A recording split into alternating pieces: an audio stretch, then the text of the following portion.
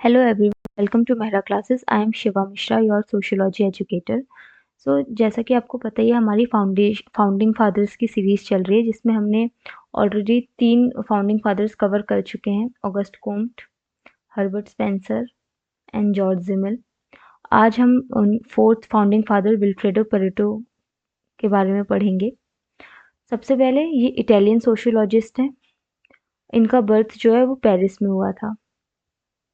इनका जो सबसे पहला पॉइंट है, इनके जो पहले जो फाउंडिंग फादर्स थे ऑगस्ट कोम्ट एंड स्पेंसर, उनकी थ्योरीज को क्रिटिसाइज किया था। इन्होंने बोला कि इनके पहले जो ऑगस्ट कोम्ट और स्पेंसर हैं, उनकी जो थ्योरीज हैं वो एम्पेरिकल सोशल रियलिटी पे बेस्ड नहीं है, बल्कि उनकी बहुत ही ग्रैंड सेकुलर थ्योरीज हैं रिलीजन पे, प्रोग्रेस पे। इसलिए इन्होंने इनको क्रिटिसाइज किया। उसके बाद जो विल्फ्रेडो पेरेटो थे, वो पॉलिटिकल सिस्टम को ज़्यादा पसंद नहीं करते थे, क्रिटिसाइज करते थे। उनके हिसाब से जो इटली में जो न्यू रूलिंग एलाइट्स हैं, इटली में जो न्यू रूलिंग एलाइट्स हैं, वो एक बैंड ऑफ करप्ट पॉलिटिशियंस हैं जो अपने फ़ायदे के लिए गवर्नमेंट का यूज़ करते हैं। इसीलिए उन्होंने पॉलिटिकल सिस्टम को ज़्यादा पसंद नहीं किया था। तो in the new ruling elites in Italy were in his opinion a band of corrupt contemptible and self-serving terrorists who use the levers of government to enrich themselves.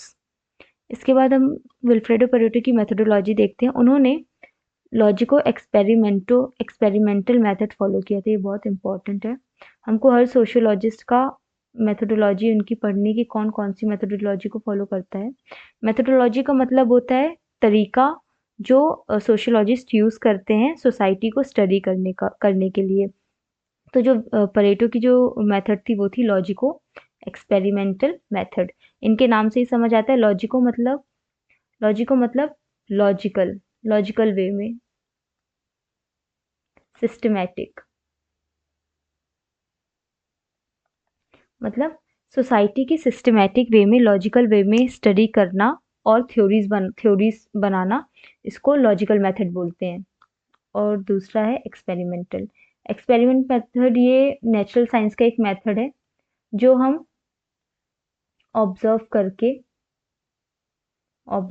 Experience करके जो study करते हैं सोसाइटी की, उसको experimental method बोलते हैं। मतलब हम सामने से चीज़ें एक्सपीरियंस कर रहे हैं, देख रहे हैं, उसके बाद हम कोई थ्योरी पे रिजल्ट पे आ रहे हैं। तो इन दोनों को मिला के होता है लॉजिको एक्सपेरिमेंटल मेथड। मतलब लॉजिक लगा के एक्सपीरियंस करके सोसाइटी की स्टडी करना और उसके बाद किसी कंक्लूजन पे आना।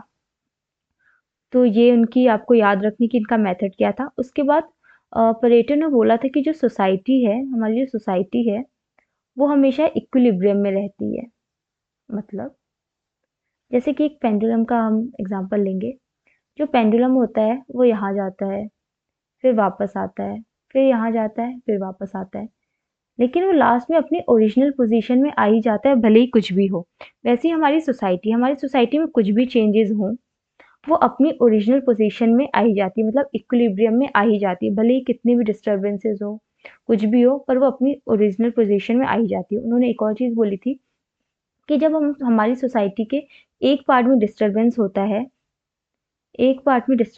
तो उसका दूसरा पार्ट है, उसको एडजस्ट करने के लिए आ जाता है। Any disturbance in one part of the system leads to the adjustive changes in other part to that system. इसकी वजह से हमारी जो सोसाइटी रहती है वो इक्विलिब्रियम में रहती है। ठीक है। उसके बाद हम एक इनका इम्पोर्टेंट थ्योरी है जो logical and non logical action की। इन्होंने 2 टाइप के एक्शन दिए हैं, लॉजिकल,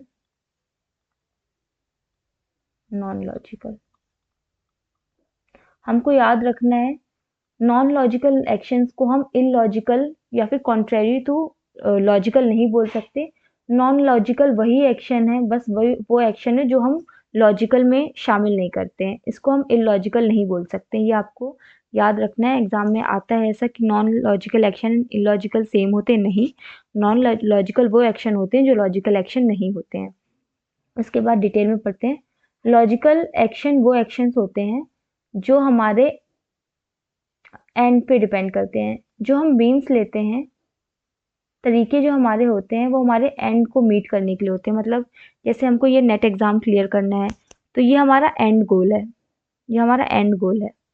इसके लिए हम मीन्स क्या करेंगे, हम पढ़ाई करेंगे, हम टेस्ट सीरीज़ लगाएँगे।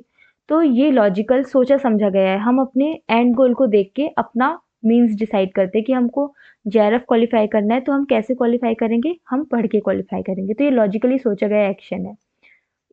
लॉजिकल एक्शन को भी इन्होंने दो टाइप में बताया था, एक सब्जेक्टिव, दूसरा ऑब्जेक्टिव। तो सब्जेक्टिव एक्शन वो एक्शन होते हैं जो हम खुद परफॉर्म करते हैं। मतलब जो भी मैं एक्शन परफॉर्म कर रही हूँ वो मेरे लिए सब्जेक्टिव है, वो मैं अपने फायदे के लिए कर रही हूँ। और वही एक्शन जो है वो ऑब्जेक्टिव होगा दूसरे के लिए। जो मैं एक्शन परफॉर्म कर रही हूँ वो सामने वाले इंसान के लिए ऑब्जेक्टिव एक्शन होगा, और जो मैं खुद परफॉर्म कर रही हूँ वो सब्जेक्टिव एक्शन होगा। तो these action are both subjective, that is the person who performs it, and objective from the point of view of the other person's logic। ठीक है, तो ये लॉजिकल एक्शन है दो टाइप के, सब्जेक्टिव ऑब्जेक्टिव। और लॉजिकल मतलब जो हम अपने एंड गोल को देख के हम अपना मीन्स डिसाइड करते हैं। उसके बाद दूसरा टाइप का जो एक्शन होता है वो होता है non logical action.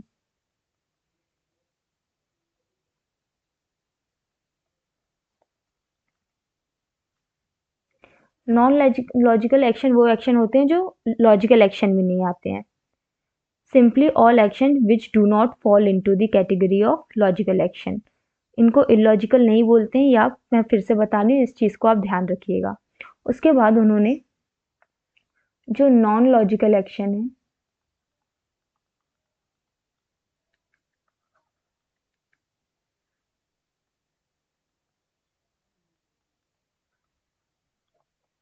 Non logical action है वो क्या होते हैं, ये हमारे सबकॉन्शियस माइंड में जनरेट होते हैं। जो हमारे सबकॉन्शियस माइंड में जो फीलिंग्स होती हैं, जो सेंटिमेंट्स होते हैं, इस इनको लेके जब हम परफॉर्म करते हैं एक्शन, तो वो होते हैं non logical action.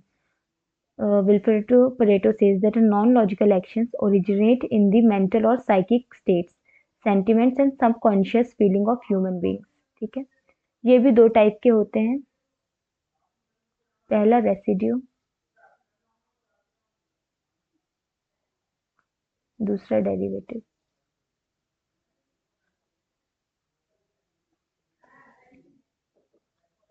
Derivative action, ठीक है, तो ये दो एक्शन है।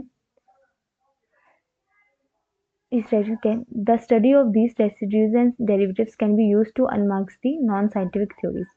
तो जो डेरिवेटिव्स होते हैं, जो रेसिड्यू होते हैं, वो परमानेंट एक्शन होते हैं। डेरिवेटिव्स होते हैं वो चेंजिंग होते हैं, जो चेंजिंग एलिमेंट्स होते हैं। तो जैसे कि हम रिलीजन का एग्जांपल लेते हैं। जो हमारी रिलीजन में जो भी पूरी सोसाइटीज़ में जो रिलीजन है, हम गॉड को मानते हैं, वो परमानेंट है। और जो हमारे तरीके होते हैं वर्शिप करने के, वो डेरिवेटिव एक्शन होते हैं, वो चेंजिंग चेंजिंग एक्शन है। ठीक है, तो रेसिड्यू एक्शन जो परमानेंट होते हैं, डेरिवेटिव एक्शन जो परमानेंट नहीं होते हैं। फिर उन्होंने जो रेसिड्यूज हैं, जैसे कि यहाँ पे मैंने लिखा था वेरिएबल, ठीक है, चेंजिंग एलिमेंट्स, और रेसिड्यूज जो होते हैं रिलेटिवली परमानेंट एक्शन। ठीक है, उसके बाद जो रेसिड्यूज होते हैं,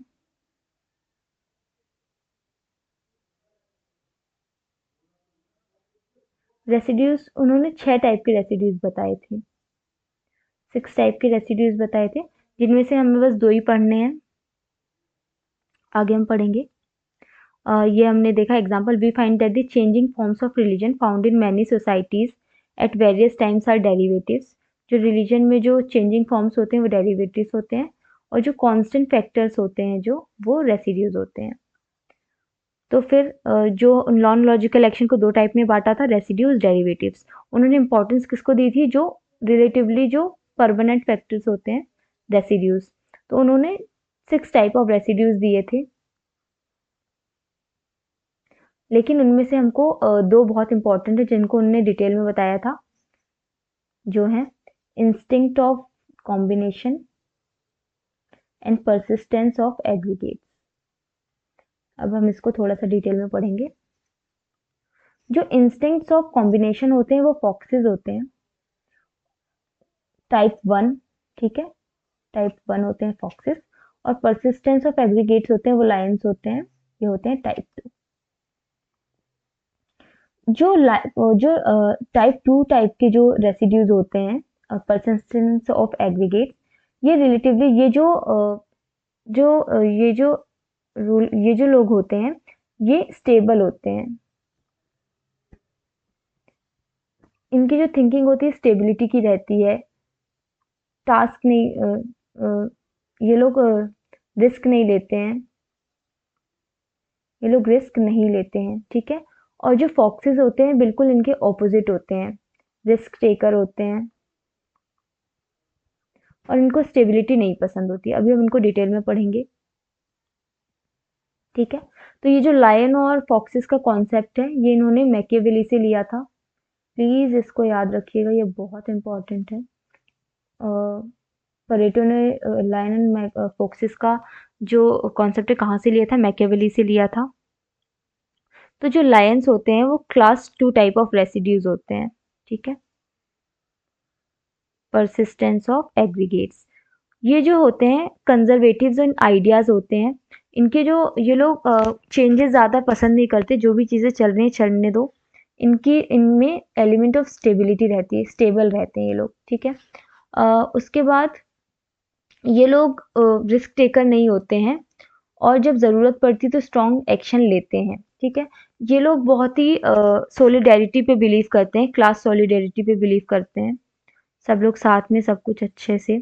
strong feeling of loyalty to family, tribe, city, nation, बहुत लॉयल रहते हैं ये लोग, ठीक है। तो ये क्या रहते हैं, लॉयल रहते हैं, स्टेबल रहते हैं, सॉलिडेरिटी पे बिलीव करते हैं, ऐसे, ठीक है।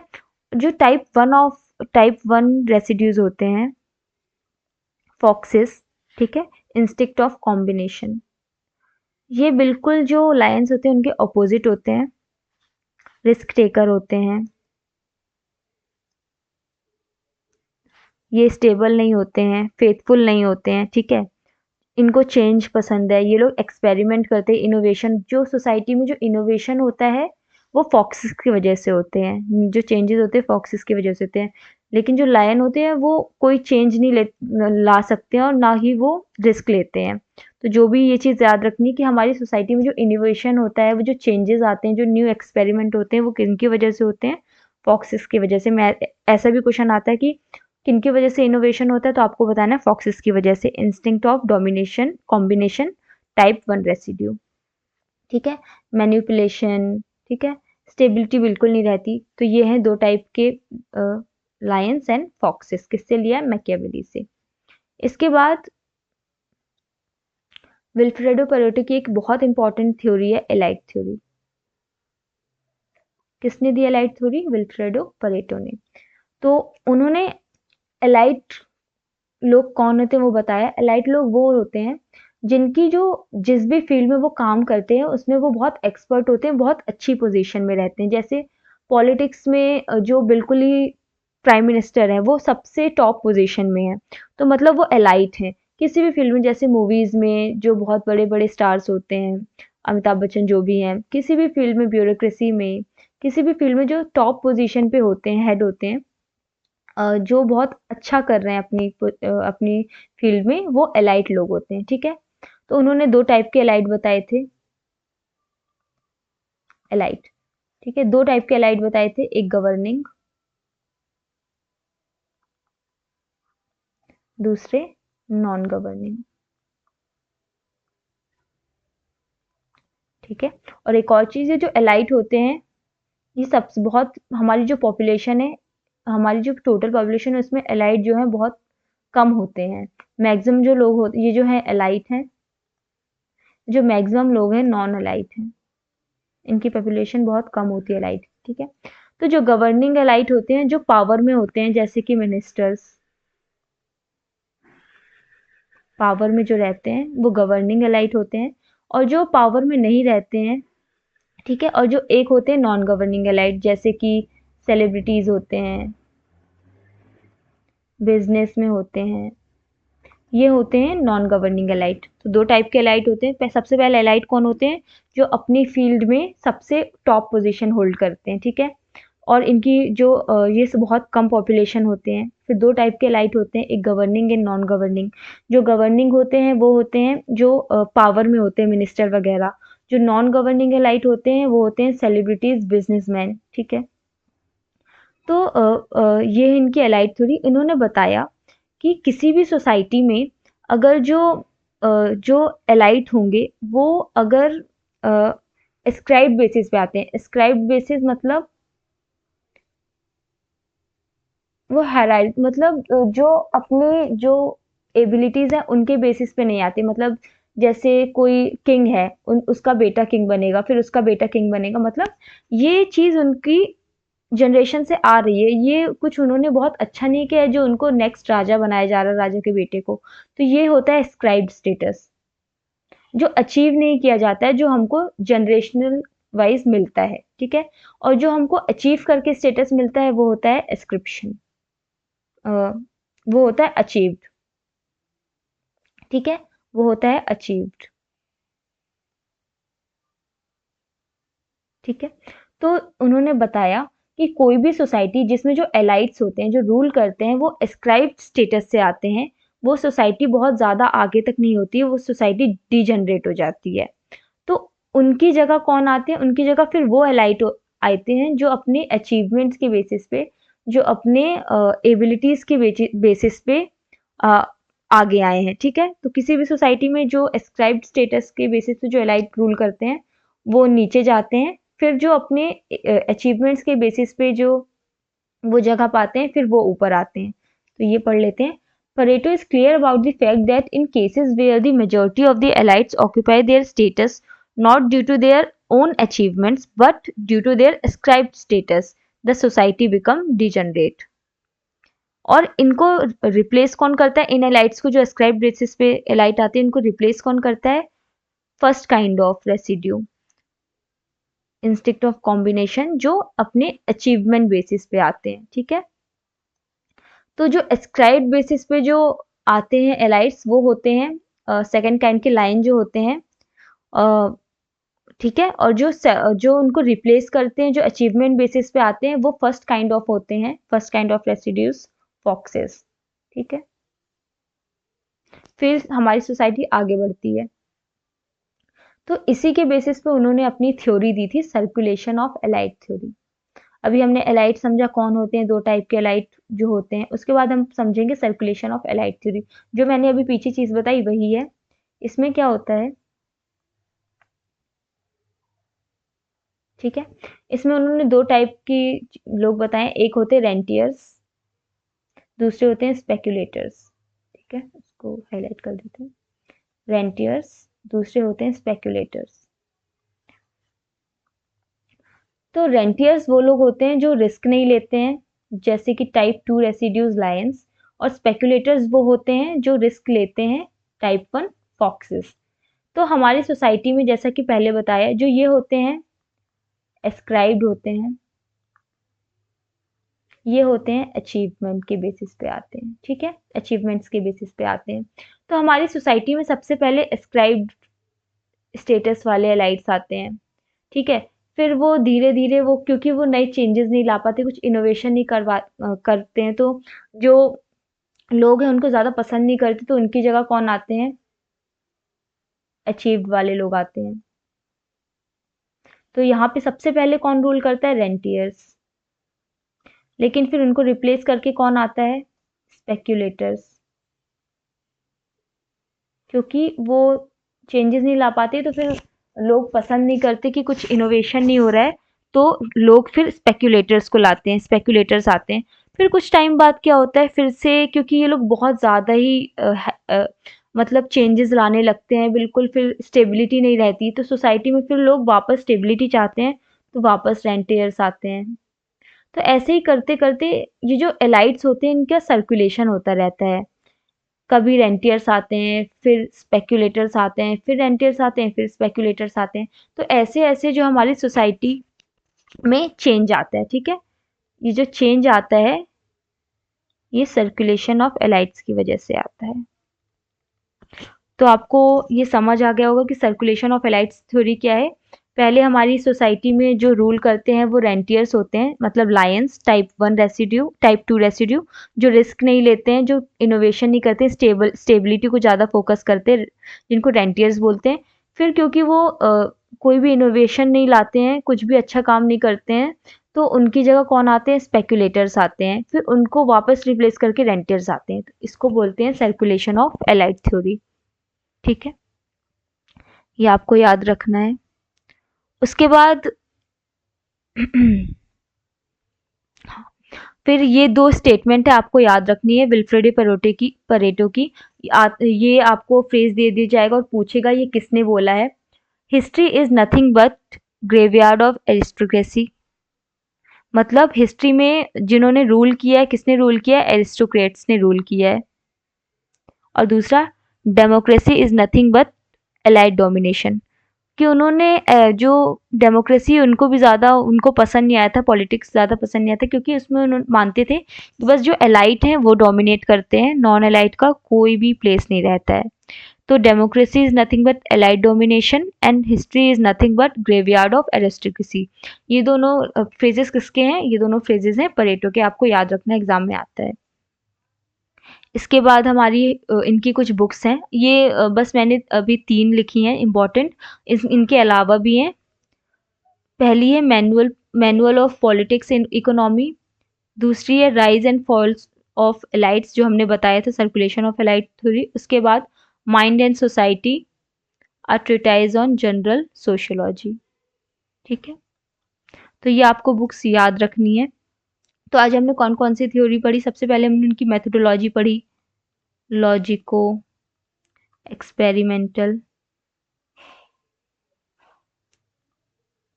फिर हमने टाइप्स ऑफ एक्शन देखे, लॉजिकल, नॉन लॉजिकल, फिर हमने एलाइट थ्योरी देखी,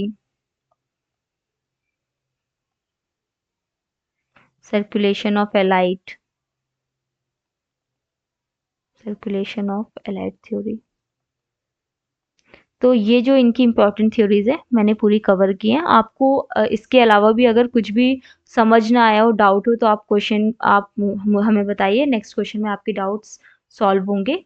तो आज के लिए इतना ही। अब नेक्स्ट क्लास में हम अपने आखिरी जो फाउंडिंग फादर हैं, जिनका नाम है थॉर्स्टीन वेबलिन, वो पढ़ेंगे। उसके बाद हम पर्सपेक्टिव पढ़ेंगे, डिफरेंट पर्सपेक्टिव सोशियोलॉजी के। तो ये लास्ट क्लास, नेक्स्ट क्लास में हम वेबलिन के बारे में पढ़ेंगे। तो मिलते हैं नेक्स्ट क्लास में। Thank you so much.